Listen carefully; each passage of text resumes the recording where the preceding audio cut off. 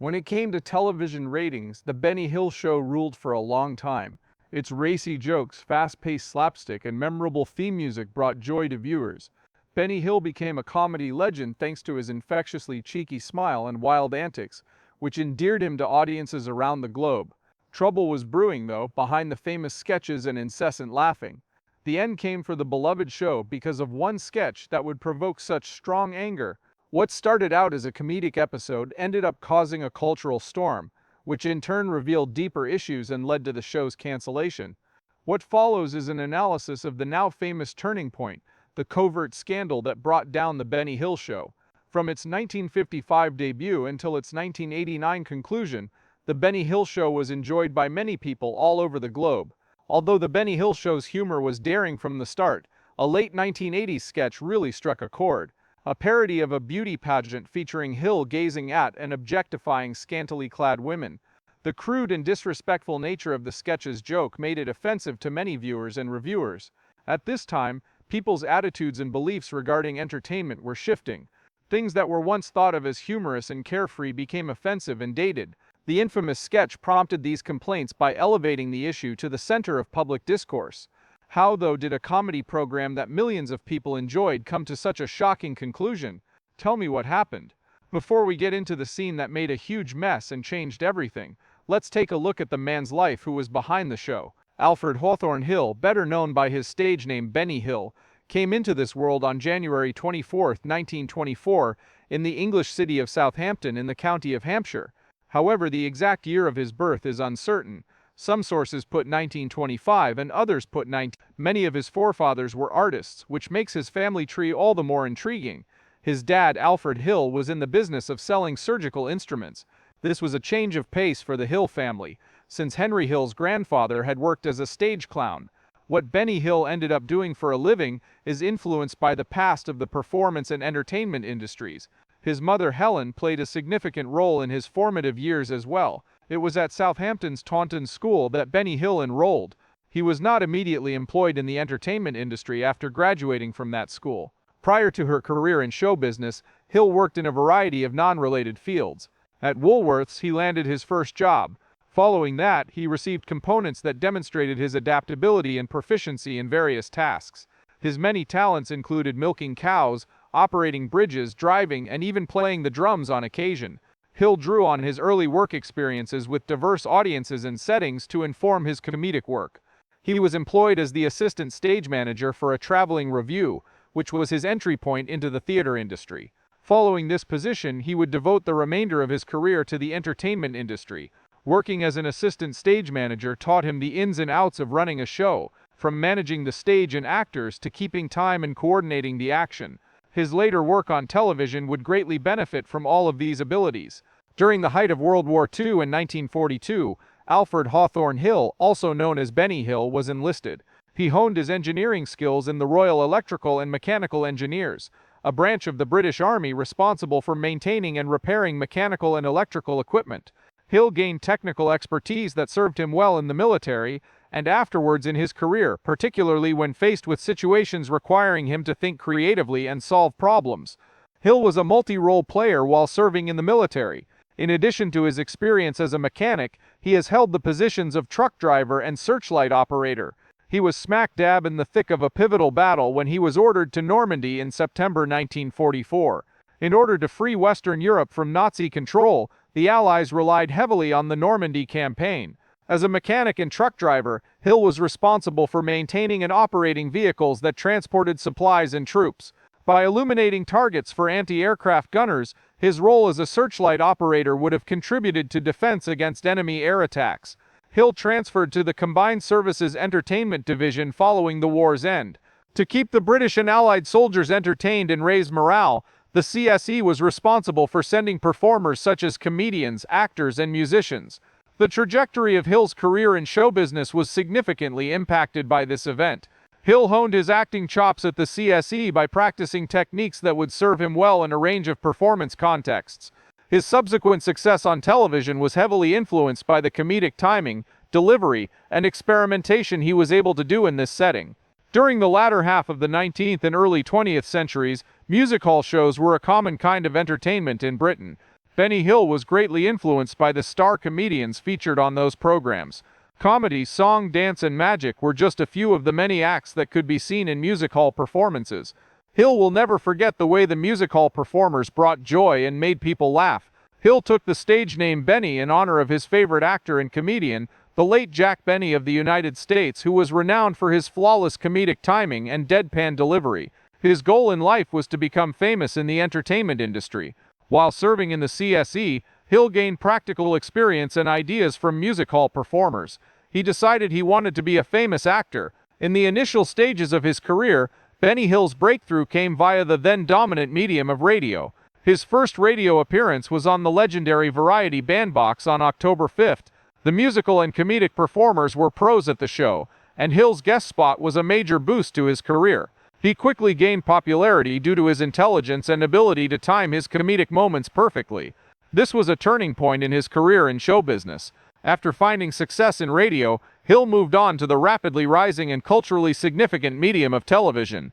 He made his television debut in 1950. With the addition of visuals, Hill was able to write more freely, developing his signature style of physical humor and visual jokes. A long and fruitful career in television was launched with these early parts. Hill was a part of the Benny Hill television series, which aired from 1962 to 1960. His versatility and comic timing were on full display in this series, as he played a new role with each episode. Hill was able to showcase his artistic and dynamic side as he experimented with various characters and made up situations thanks to the show's unconventional structure. When Hill made an unexpected foray into classical theater in 1964, she had even more to offer. That was also the year he portrayed Nick Bottom in a television adaptation of William Shakespeare's A Midsummer Night's Dream. Hill got to showcase his dramatic and comedic chops in the all-star play, which featured numerous famous actors. Playing the role of Bottom, a character with an innate sense of humor, Hill was able to blend his comedic timing with classic stagecraft. He demonstrated a whole new level of acting chops in this. In 1964, Hill made a triumphant return to radio with his show Benny Hill Time, which aired on the BBC Radio Light program.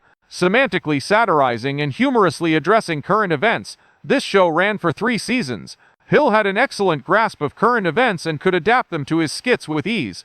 In a fantastic March 1964 episode, Hill imitated James Bond in From Moscow with Love. His ability to poke fun at pop culture was on full display, and his fans loved him even more when he mocked the likes of the Beatles and other celebrities of the time. In Benny Hill Time, Hill gave life to numerous recurring characters. Fans really loved Harry Hill and Fred Scuttle. In his comedic universe, these characters became iconic. As the uncool regular guy, Harry Hill, Fred Scuttle was notorious for his eccentric speech patterns and exaggerated mannerisms. These characters helped establish Hill as a multi-talented performer by allowing him to explore numerous comedic themes and archetypes. Not only did Hill's versatility as an actor shine through in these parts, but the fact that they were recurring characters that fans could anticipate and enjoy made them popular. A lot of issues arose early on for Benny Hill in his work. Even though Hill was very talented and motivated, he struggled to establish himself on stage, leading to uneven critical reception of his performances. Radio, a popular medium that attracted listeners from all over Britain, was where Benny Hill got his start in show business. Conversely, he had a rocky start to his radio career. As a radio host, Hill had his share of highs and lows. Even though some of his shows failed to resonate with viewers, others were well received. Despite the inconsistencies, Hill benefited greatly from this formative period, as he honed his comedic abilities. In the midst of his ups and downs, he developed a steely determination and a brand of comedy that fused a keen intellect with an appreciation for the absurd. Benny Hill didn't find his stride in stardom until he made the transition to television. On January 15, 1955, the Benny Hill Show made its debut on the BBC. It was the beginning of an illustrious career in television that would continue for many years. Its distinctive format, inspired by the exciting past of British music hall entertainment, made the show stand out right from the beginning. It allowed Hill a lot of leeway for creativity since it blended live stage sketches with pre-recorded portions. His witty style, which encompassed visual jokes, parody, slapstick, and double entendres, swiftly won over many. The individuals who collaborated with Hill repeatedly were crucial in making his comedic universe a reality. A company of talented actors worked with him at BBC to give life to his sketches. At this time, co-writer Dave Freeman, Jeremy Hawk, Patricia Hayes, Peter Vernon, and Ronnie Brody were all crucial. Particularly influential on Hill's work in the 1950s and 1960s was Freeman. One of the most popular figures at the time was Jackie Wright, a short, bald actor who gained popularity after becoming the target of Jackie Hill's famous head-slapping routines. Because he never responded or skipped a beat, Wright was the ideal straight man in Hill's outrageous comedy. Although Hill spent the most of his career at the BBC from 1957 to 1960 and again in 1967, he did brief stints with other networks such as ITV and ATV. Hill remained with the BBC until 1968. He was able to hone his comedic style even further during these brief intervals because he was able to experiment with new creative approaches and meet new audiences. The 1969 transfer of the Benny Hill Show from the BBC to Thames Television was a watershed moment in Hill's career. With this revamp, the show entered a new era and skyrocketed in popularity. The show's weekly airings were replaced with one-hour specials. Because of this, Hill was able to create more intricate drawings and musical numbers with more time and freedom. Hill had more opportunities to experiment with different styles of comedy, and the longer shows allowed for higher quality productions. After a meteoric rise to fame on Thames Television, the show was able to expand to more than 140 countries. Because his physical comedy and universally humorous themes resonated with audiences across languages, Hill rose to international fame as a comedian. His talent in writing, acting, and impressions ensured the show's continued success. From naive commoners to arrogant bosses, Hill frequently portrayed it all in his sketches. His signature blend of slapstick and satire gave life to each of them. While Hill did most of the brainstorming for the series, he did occasionally borrow ideas from other authors. It was common practice at the time, so these efforts went uncredited on screen. For instance, rumor has it that in 1976, Hill was sold an idea for a sketch by actress and regular cast member Cherry Gilham. In fact, Hill contacted her via letter while she was in Spain to inform her that her concept for Fat Lady would be utilized. January 1977 was the subsequent airing on television. The runoff chase scene, a staple of the Benny Hill Show and a source of iconic fast-paced visual humor, would typically conclude each episode. It was common for Hill and the rest of the cast to go on wild runs around various locations in this scene. To achieve the desired effect of heightened motion, the scenes were shot using a technique called undercranking, which entailed recording at a lower frame rate and subsequently playing back the footage at a normal speed. For Hill, the key was to make everything look funny, and this technique just made the scenes funnier. The comedic mayhem was amplified by the fact that the characters who appeared in these pursuits were frequently a mishmash of women in skimpy clothing, vicars, grannies, and police officers. The chase, which became increasingly absurd as it occurred repeatedly, was both a fan favorite and an integral aspect of the show's style. The entire scene was set to the raucous yakety sax by Boots Randolph. Due to its widespread association with Hill's comedic style, this instrumental became known as the Benny Hill theme. Its continued popularity and cultural impact were demonstrated in 2015 when it was chosen as the top TV theme for an ITV special.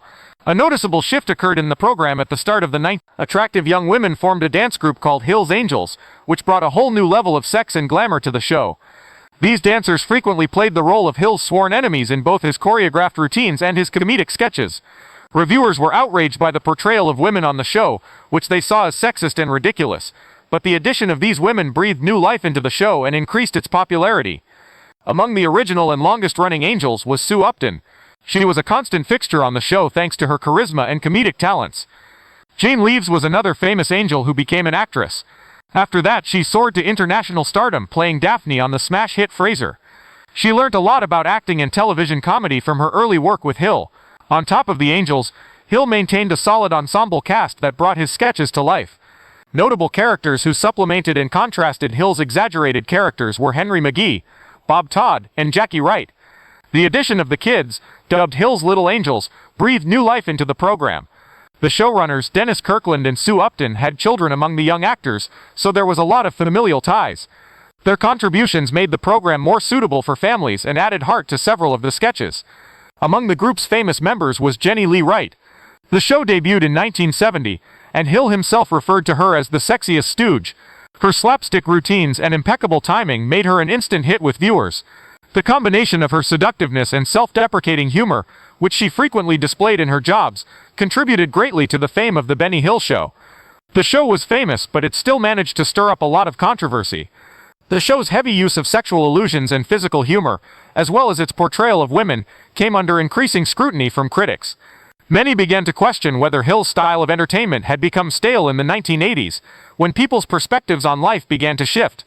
Final cancellation came in 1989, as a result of these complaints, shifting tastes in television comedies, and pressures from within Thames Television.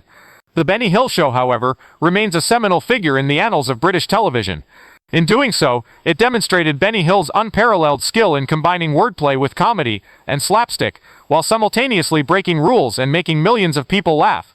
Hill may have alienated some, but no one can deny that he revolutionized stand-up comedy. Generations of performers have been inspired by his work, and he will always be remembered for the laughter he brought. The show was criticized, particularly by alternative comedian Ben Elton, leading to controversy and the cancellation of the show. The topic of TV shows' responsibilities, cultural influence, and comedic values subsequently arose. Famous alternative comedian Ben Elton recently made headlines for his criticism of The Benny Hill Show, in which he claimed the program glorified violent crime, particularly against women. The reason Hill's show upset Elton was that he believed it propagated harmful ideas about women and encouraged people to believe that women shouldn't be in public. His comments gained considerable attention after his appearances on Saturday Live and in Q Magazine's January 1987 issue. Those who believed that how people were portrayed in the media could influence their behavior in social situations could relate to Elton's argument. He voiced concern that the show's slapstick humor and objectification of women contributed to harmful stereotyping. Many individuals and news outlets had diverse reactions to Ben Elton's assertions. There were many who felt Elton went too far in his criticism of Benny Hill. The Independent's critic compared Elton's criticism to watching an elderly uncle being kicked to death by young thugs, implying that Hill's humor, despite its antiquated nature, did not merit such harsh criticism. Supporters of The Benny Hill Show, and Benny Hill himself, argued that the show shouldn't be held responsible for serious social issues like the rising crime rate. The magazine GQ compared blaming a TV show for societal problems to blaming concert pianists for issues unrelated to music, such as the poaching of elephants. They thought Elton was being overly arrogant and presumptuous. It's worth noting that Ben Elton later parodied his own politically correct views in a sketch on the comedy show Harry Enfield and Chums. In the sketch, Elton played the role of Benny Elton, a politically correct jerk. The woman who chased him in the sketch sang yakety sax because she thought he was being too serious when he tried to enforce feminist ideals. The problem also caught the eye of rulemaking bodies. Changing perceptions of humor and their impact on social norms were discussed by a representative from the Broadcasting Standards Council. He made the comment that what was once humorous, such as a half-naked woman being chased by a comedic figure, was now grossly offensive and irrelevant. The controversial and troubled The Benny Hill Show has not diminished its significance in British television history. With its trademark blend of slapstick, visual gags, and iconic characters, The Benny Hill Show captivated audiences at its peak. When it first aired in the 1970s, over 21 million viewers were captivated by the show. Its status as a top British television show demonstrates Hill's ability to strike a chord with viewers of all demographics through his comedic timing. Benny Hill's work in television comedy garnered numerous accolades and recognition. Hill displayed his versatility as a writer and actor by winning the BAFTA Television Award for Best Writer in 1972 for his outstanding contributions to the writing of The Benny Hill Show. He was also nominated for the BAFTA for Best Entertainment Performance. By the late 1970s, viewers in countries other than the United Kingdom were tuning in to Thames Television's The Benny Hill Show in its American adaptation. It went viral on American television, bringing Hill's comedic talents to audiences around the world and solidifying his position as a leading comic in the industry. The show was nominated for an Emmy Award for Outstanding Variety in 1981 because it was well received by American audiences. Recognizing Hill's talent for entertaining people around the globe, these accolades demonstrated the show's immense popularity and impact across the Atlantic. Hill was already widely recognized as a pioneer in the television comedy industry when he took home the coveted Rose d'Or in 1984. This accolade was bestowed upon him in recognition of his groundbreaking work and the enduring popularity of The Benny Hill Show across the globe. Many aspiring comedians and television show producers owe a debt of gratitude to The Benny Hill Show for making millions of people laugh. Hill became a symbol of British humor with his distinctive style, which featured fast-paced sketches, iconic characters such as Fred Scuttle and the Hills Angels, and the now famous yakety sax theme. By departing from his illustrious program, The Benny Hill Show, British television comedian Benny Hill marked the end of an era. He had an impressive and fruitful 20 years of service with Thames Television. After 21 successful years, Benny Hill announced his departure from Thames Television at the end of May 9. The show's success in the US is largely responsible for the £26 million that Thames Television allegedly earned, thanks to Hill's assistance. In 1989, Thames Television decided to end production of The Benny Hill Show, for various reasons, including declining viewership. The popularity of The Benny Hill Show was dwindling despite its heyday. A decline in viewership indicated that both people's opinions and their TV viewing habits were evolving. The reported cost of production for each episode was 450,000 GBP, or around 1.14 NDP in 20. Due to falling viewership and ad revenue, Thames Television was unable to continue covering its high production costs. Benny Hill's unfaltering commitment to comedy and entertainment shone through in his ongoing work after The Benny Hill Show ended, despite the challenges he faced in his later years. After the success of his first show, Benny Hill launched a new television series in 1991 titled Benny Hill's World Tour. In this series, Hill would travel to various locations around the world to perform his comedic sketches. In doing so, we hope to perpetuate his legacy on international television and share his humor with people everywhere. There were issues with the project that prevented Hill from completing more than one special episode, Greetings from New York. This episode featured regular cast members such as Henry McGee, Bob Todd, and Sue Upton, and it showcased Hill's comedic style in a brand new context. Unfortunately, when Greetings from New York came out on DVD, it was touted as Benny Hill's final TV appearance, despite its poor filming. It was in February 1992, not long before Benny Hill passed away, that Thames Television finally gave in to fans longing for re-edited episodes of The Benny Hill Show. This action demonstrated the immense popularity and fond memories tied to Benny Hill's legacy. Thanks to the re-edited shows, Hill's classic sketches and characters can be enjoyed by new generations of fans, ensuring his continued legacy as a comedy legend. Benny Hill led a modest and low-key life away from the spotlight, despite his immense fame and fortune in show business. In his private life, Benny revealed that he had a simple upbringing and a penchant for frugality, despite his considerable wealth. Hill preferred to keep his money in the bank even though he had a lot of it. Instead of buying a home in London, he consistently rented an apartment. For 26 years, he called a two-room flat on Queen's Gate home in London. Fairwater House in Teddington was his new home around 19... While he was house hunting, he spent a brief period at 22 Westrow Gardens in Southampton before relocating to Teddington. A sign of Hill's pragmatic outlook on life was his preference for renting over buying. There were several ways in which Hill was frugal. Despite his immense wealth, he remained true to his parents' teachings about frugality. The fact that he would rather walk long distances than pay for a taxi unless someone else paid for a limo, and that he bought cheap food at stores were well-known facts. Additionally, Hill was notorious for mending his garments rather than constantly purchasing new ones. In contrast to his extravagant TV persona, this revealed that he led a modest life. Neither he nor his wife ever had any children. Two women he asked to marry him declined during his lifetime. Actress Annette Andre revealed after Hill's 1992 death that she had declined his marriage proposal in the early 1960s. Hill kept his private life under wraps, despite his reputation as a joyful and charismatic performer. Relationships were a taboo subject for him at public events and interviews. Many speculated during Hill's career that he might be gay, among other things regarding his sexuality.